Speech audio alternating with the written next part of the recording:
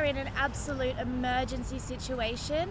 It is in no uncertain terms that we are risking the collapse of our habitable planet if we continue to invest in fossil fuels and emit carbon into the atmosphere.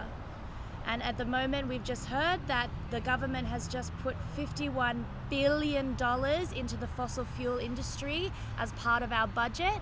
The world is watching us, Australia, and we are being put to shame.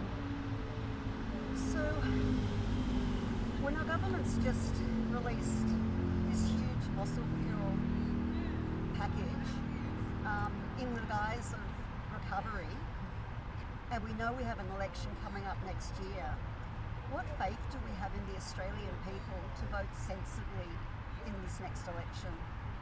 I have absolutely no faith in our current democratic system, and that is why our third demand is citizens' assemblies.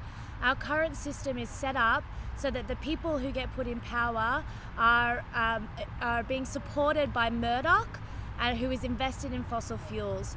So we need citizens' assemblies, which is a random and representative selection of the population who come together like a jury and actually deliberate and decide on this process.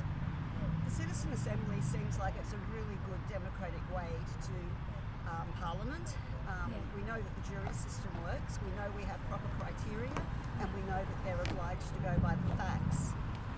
It would actually make action on anything that's essential in our country like a no-brainer. There would be a lot of resistance to this by the corrupt powers to be. Yeah, absolutely. I mean, I think no one gives up the power that they have willingly, but that's why we're here really asking the Australian people to take action, to demand this of our government, because it is the only way that we are going to get sensible action on climate and ecological justice. So you could be up here for days? We could be up here for days, Bonnie, and we're absolutely prepared to do that when we don't want to be here. No, I don't want to be on top of a truck. I find it scary, but I think, I don't mind if I'm uncomfortable for a few days if it's at the cost of, a habitable planet. Yeah, it's... I'm terrified of heights myself. I really don't like being up here. I'm shaking. But what terrifies me more is food insecurity.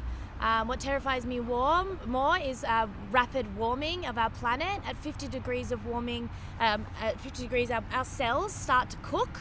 We actually can't survive at those temperatures, and places like the inner western Sydney, they're due to hit 50-degree days regularly with climate warming.